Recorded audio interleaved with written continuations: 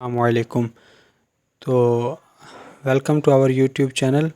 तो आज हम लोग आपके सामने HTML और CSS का सेकंड लेक्चर लेकर आए हैं। जैसे कि हमने फर्स्ट लेक्चर के अंदर पढ़ा था कि वेब पेजेस किस तरह बनाए जाते हैं, और HTML और CSS के लिए जो बेसिक हमने HTML से हमने जो चीज़ें लिखी थी, जो हमने सीखी थी, तो हमने बताया था कि HTML है क्या चीज़ है। HTML एक बेसिक लैंग्वेज है, हाइपर टेक्स्ट मार्कअप लैंग्वेज। तो अब इसके अंदर यूज़ करने के लिए हमें किन चीज़ों की ज़रूरत होती है। ये एक बेसिक स्ट्रक्चर होता है किसी भी चीज़ को लिखने के लिए। अब इसमें हम लिखते हैं टैग्स के थ्रू। इसमें हमें यूज़ किए जाते हैं टैग्स। आज हम कुछ टैग्स देखेंगे, जैसे कि सबसे बेसिक टैग है डिव का टैग। ये डिव का टैग अक्सर यूज़ होता है, और डिव का टैग का मतलब यह है कि ये हमें एक स्पेस दे देता है। मतलब है जितनी हमें स्पेस चाहिए होती है उतनी हमें ये स्पेस दे देता है। जैसे कि मैं अब इसको यहाँ पर कॉपी कर इन चीज़ों को हम रेज कर देते हैं,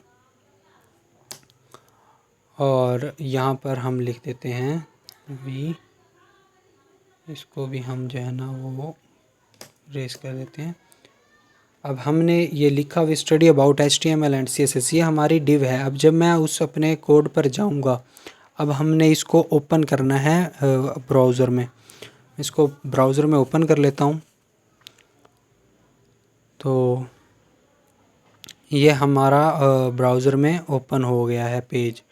ये लिखा हुआ है we study about HTML and CSS।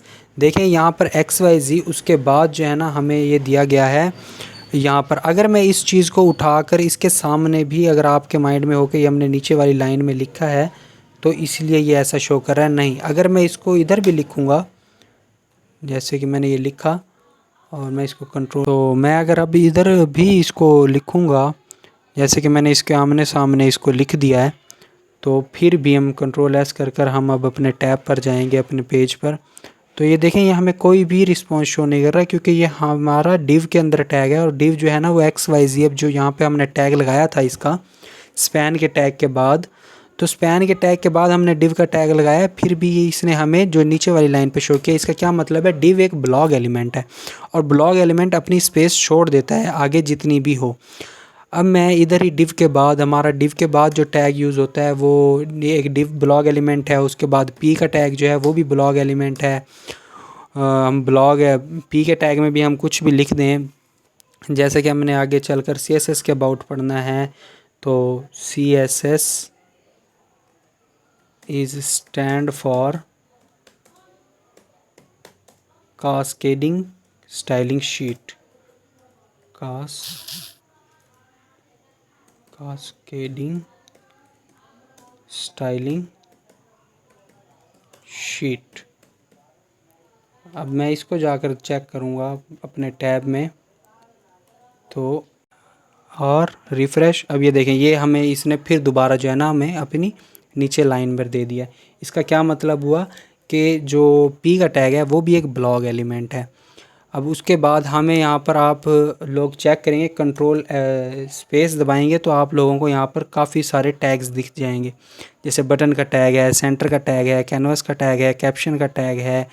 अच्छा, उसके अलावा हमारे पास जो बेसिक टैग होता है वो एक नेव का होता है। जब हम स्टार्ट में कोई भी चीज़ हम अपना तो बनाते हैं, तो उसके लिए हमें यूज़ करना होता है नेव हमें यूज़ करनी होती है अपने हेडर के लिए। हेडर बनाने के लिए जो है ना हमें नेव का टैग यूज़ करना होता है। अब नेव का टैग जो है, नेव का टैग भी जो है वो ब्लॉग एलिमेंट है। हम इसमें कुछ भी लिखेंगे तो ये हमें आउटपुट जो है ना वो नेक्स्ट लाइन पर ही नज़र आएगी, क्योंकि ये भी एक ब्लॉग एलिमेंट है। उसके अलावा जो है ना इनलाइन एलिमेंट्स होते हैं, मतलब जो अपनी स्पेस नहीं छोड़ते। जैसे स्पैन का टैग हो गया, जैसे LI का टैग हो गया, जैसे इटैलिक का टैग हो गया, बोल्ड का टैग हो गया, और भी काफ़ी बहुत सारे जो है ना टैग्स हैं। तो वो जो है ना अपनी स्पेस नहीं छोड़ते, मींस के वो अपना इनलाइन एलिमेंट्स होते हैं। अब जैसे हमें स्टार्ट में हमें जो सबसे पहले, अगर हम अपनी वेबसाइट बना रहे हैं, हम इन चीज़ों को रेज़ कर देते हैं। अब हम देखते हैं कि हमने अपना जो है ना साइट बनाने के हमें सबसे पहले किस चीज़ की ज़रूरत होती है। अब साइट बनाने के लिए सबसे पहले हमें ज़रूरत होती है हमें हेडर की, जो हमें सामने नज़र आ रहा है होम हो गया, कॉन्टैक्ट अस हो गया, जिस तरह से मुख्तलिफ़ साइट्स में लिखे हुए आते हैं। तो उसके लिए हमें सबसे पहले देना पड़ेगा हेडर का टैग। हेडर का टैग है वो भी एक ब्लॉग एलिमेंट है। उसके बाद हम इसमें चीज़ें डालते हैं। अब उसके बाद हम हेडर बना लिया, हेडर के बाद हमें चाहिए, हेडर में सबसे पहले हम अब यूज़ करेंगे एक क्या नाम है, एल आई का टैग, लिंक का टैग कह लो, एल आई का टैग कह सकते हैं। एल आई के अंदर हम डाल देते हैं होम। अच्छा, एक और हम अब इसको कॉपी कर लेते हैं, कंट्रोल सी, और उसके बाद जो है ना कंट्रोल वी, उसके बाद फिर इंटर, फिर कंट्रोल वी। अब यहाँ पर हम लिख देते हैं कॉन्टैक्ट अस एंड यहाँ पर लिख देते हैं सर्विसेज।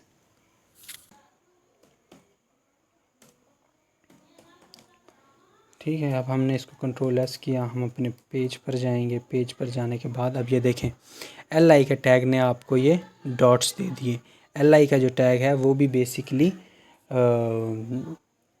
एक ब्लॉग एलिमेंट है। अच्छा, अब हमने इसके लिए अब हमें क्या करना पड़ेगा, हमें इसको एल आई के लिए अब हमें इसको जो है ना, अब ये बॉर्डर के लिए तो ये सामने अब ऊपर नीचे आ रहे हैं ना, हमने अब इनको आमने सामने लेकर आना है। आमने सामने अगर हमने इनको लेकर आना है तो अक्सर आपने देखा हो कि अगर हम होम पे क्लिक करते हैं किसी वेबसाइट पर जाकर, तो वो उसी पेज को या तो स्क्रॉल कर देता है या तो फिर वो हमें किसी और जगह पर ले जाता है। जिस तरह हम कॉन्टैक्ट अस के पेज को जाकर अगर स्क्रॉल करेंगे तो वो भी हमें किसी और जगह पर कॉन्टैक्ट अस के पेज पर ले जाएगा। ठीक है, अब ये तो हो गया एल आई का, मतलब है ये तो आमने सामने हो गया। अब हम इनको सामने लेकर आते हैं। सामने लेकर आने के लिए एक टैग है एंकर का टैग, एंकर का ये ए का टैग आ गया। अब इसके अंदर ए एच रेफ मतलब है, हम अभी फ़िलहाल हैश डाल देते हैं। अगर हमने यहाँ पर और हमने इसके दरमियान में लिख दिया होम, तो अब हमने इसको सेव किया। अब हम इसके पास जाएंगे और यहाँ पर देखें, अब ये हमें एंकर का टैग ब्लू शो हो रहा है। अब हमें इसके लिए जो है ना स्टाइलिंग करनी पड़ेगी, मींस इसका टेक्स्ट डेकोरेशन नन करना पड़ेगा, और वो बाकी हम जाकर आगे CSS में देखेंगे चीज़ें। अभी हम देख रहे हैं सिंपल HTML के अंदर। अब मैंने इसको कॉपी किया, कॉपी करने के बाद हमने इसको 2-3 बार जो है ना वो पेस्ट कर लेते हैं। मतलब है यहाँ पर होम के बाद डाल दी सर्विसेज, और यहाँ पर डाल दिया अबाउट अस, और यहाँ पर हम डाल देते हैं कॉन्टैक्ट अस। ठीक है, अब हम इसको कंट्रोल एस करके सेव करेंगे और हम अपने पेज पर जाएंगे। यहाँ पर जाकर इसको रिफ़्रेश करेंगे तो ये देखें, अब यहाँ पर हमें जो है ना home, services, about us, contact us, ये हमें सामने शो हो गए हैं। ये आमने सामने शो हो गए हैं एंकर के टैग में। अब एंकर के टैग का फ़ायदा क्या है, मैंने आपको बताया कि हम इस पर क्लिक करें और ये हमें कहीं और भेज दें। हम सर्विसेज पे क्लिक करें तो ये हमें सर्विसेज के पेज पे भेज दे। तो हमें इस हैश की जगह पर जो है ना, इस हैश की जगह पर हमें उस पेज का लिंक या उस पेज का पाथ देना होगा। वो भी हम चलकर आगे चलकर सीखेंगे। अभी मैंने हैश लगाया तो मीन्स अगर मैं इस पर क्लिक करूँ तो ये यहीं पे रोटेट होता रहे, इसका मतलब ये है। देखिए HTML हैश में आ गया। अब यहाँ पर हम क्लिक करते हैं इसको, तो ये चेक करें कि अब ये नीचे जो है ना, इस पर क्लिक करने के बाद आप नीचे देखेंगे फाइल सी यूज़र मोहम्मद अंश डेस्कटॉप वेब डॉट और इंडेक्स डॉट HTML हैश, मतलब है वो वहीं पर स्क्रॉलिंग कर रहा है। तो ये हमारे एंकर के टैग हैं। अब इसको जो है ना हम इसमें पैडिंग डालेंगे, इसको टेक्स्ट डेकोरेशन नन करेंगे, फिर होवर पर ये इस तरह से आना चाहिए, बैकग्राउंड कलर हेडर का ये होना चाहिए। ये हम इंशाल्लाह नेक्स्ट वीडियो में सीखेंगे जब हम CSS की तरफ आएंगे। अभी हमारी HTML तकरीबन मुकम्मल हो चुकी है। HTML बेसिक लैंग्वेज है सिर्फ एक कोड करने के लिए। HTML में हमें जो है ना वो सिर्फ चाहिए होता है टैग्स। हम टैग्स की मदद से हमारी जो HTML बेस करती है वो सिर्फ टोटली टैग्स पर बेस करती है, और टैग्स जो है ना वो हमें याद करने पड़ते हैं। याद करना भी इतना मुश्किल नहीं है, मतलब है हमें मुख्तलिफ़ जगहों पर मुख्तलिफ़ टैग्स यूज़ करने पड़ते हैं। जैसे अब मैंने यहाँ पर एंकर का टैग यूज़ किया, मैं यहाँ पर LI का टैग भी यूज़ कर सकता हूँ। जो है ना LIUL जो है ना उनके टैग्स भी हम यहाँ पर यूज़ कर सकते हैं, लेकिन उसके लिए फिर उसकी टेक्स्ट डेकोरेशन नन करनी पड़ेगी और मुख्तलिफ जो चीज़ें हैं वो हमें ऐड करनी पड़ेंगी, जो कि हम CSS से सीख कर हम इंशाल्लाह उसकी तरफ भी जाएंगे और हम उन चीज़ों को भी सीखेंगे। और हमें उस टाइम पे फिर CSS के थ्रू हमें पता होगा कि LI के टैग लगाने के बाद भी हमने किस तरह से मूव ऑन करना है, क्या चीज़ें ऐड करनी है। CSS का मैं बेसिक आप लोगों को टच दे दूं कि CSS के अंदर अब जैसे ये है, अब मैंने यहाँ पर हेड के टैग के बाद जो है ना, बॉडी से पहले हेड के टैग के बाद यहाँ पर मैं एक स्टाइल का टैग लगाऊँगा।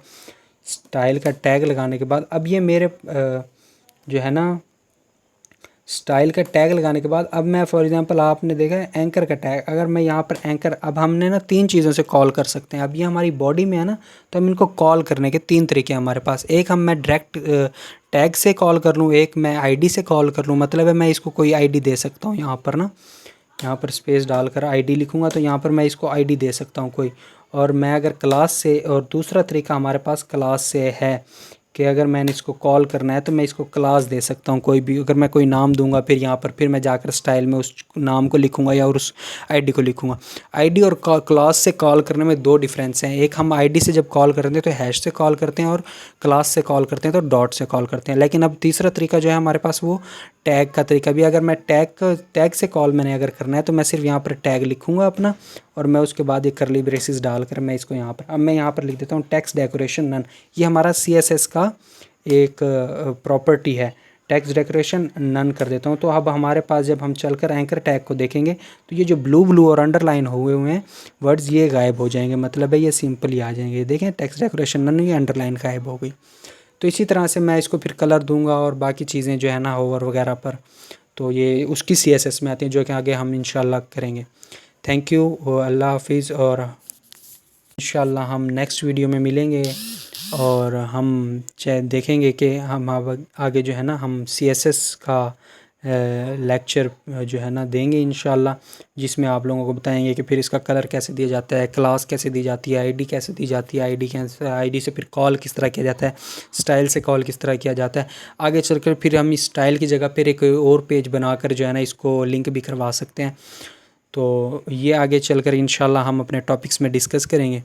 आज तक के लिए इतना ही, शुक्रिया।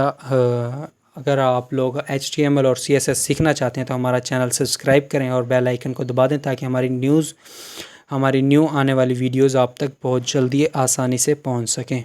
शुक्रिया।